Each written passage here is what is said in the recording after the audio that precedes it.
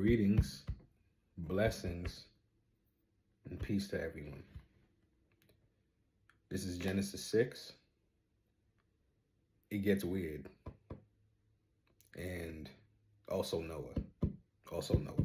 But it gets weird. Genesis 6.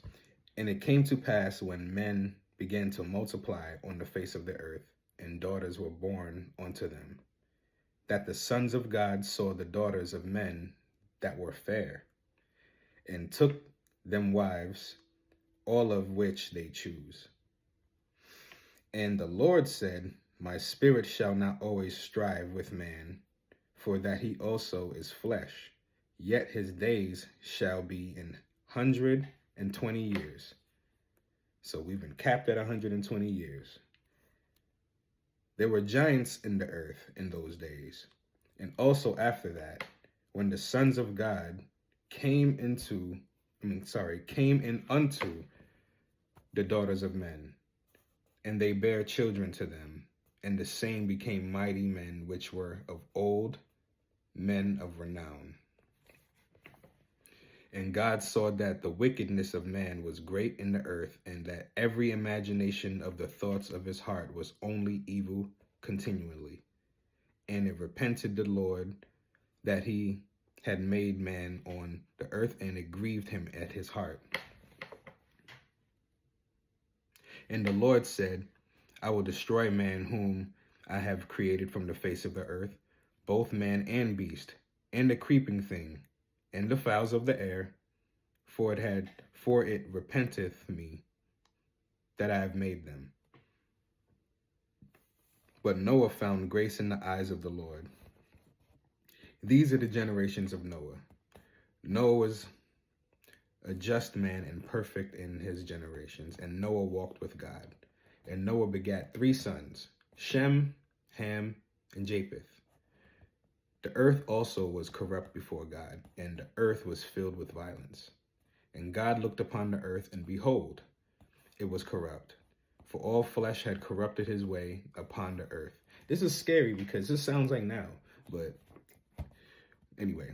And God said unto Noah, and the end of all flesh is come before me, before the earth is filled with violence through them.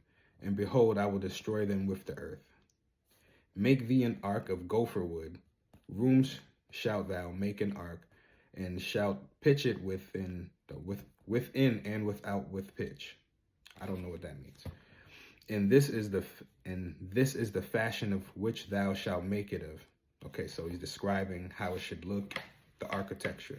The length of the ark shall be 300 cubits, and breadth of it 50 cubits, and the height of it 30 cubits. So length, width, and height. 300 by 50 by 30 cubits. A window shalt thou make to the ark, and in the cubits shalt thou finish it above. Wow, that's a mouthful. And the door of the ark shalt thou set in the side thereof, and lower, second, and third stories shalt thou make it. So put windows on every floor, specifically in these spots. And behold, even I do bring a flood of waters upon the earth, and destroy all flesh, wherein is the breath of life from under the heaven, and everything that is in the earth shall die. Man, he was very upset. But with thee will I establish my covenant, and thou shalt come into the ark, thou, and thy sons, and thy wife, and thy sons' wives with thee. And of every living thing of all flesh, 2 of every sort shalt thou bring into the ark, to keep them alive with thee. They shall be male and female, of fowls after their kind, and of cattle after their kind, and every creeping thing of the earth after his kind. 2 of every sort shall come unto thee, to keep them alive. And take thou unto thee of all the food that is eaten, and thou shalt gather it to thee. And it shall be for food for thee and for them. Thus did Noah according to all that God commanded him. So he did. So did he.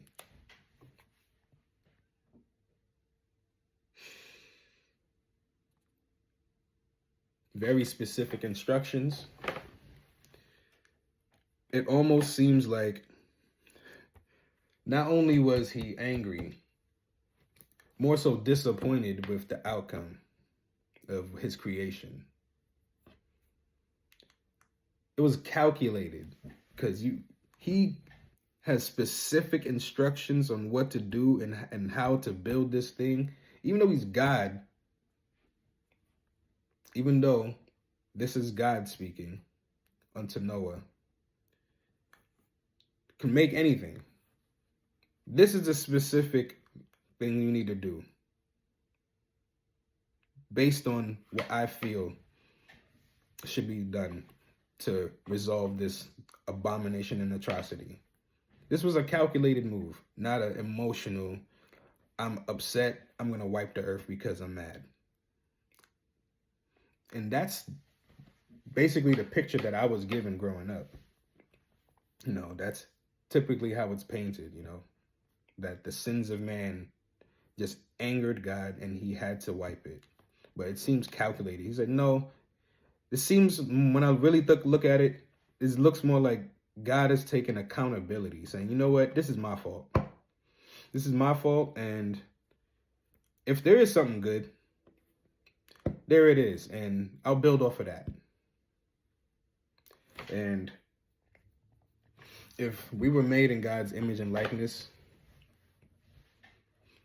we should do things like that, If we have anything negative that we felt that we did in our life, any wrong that we created, it didn't go the way we wanted, maybe there's a positive in there that we know, you know what, let's take that and build off of that.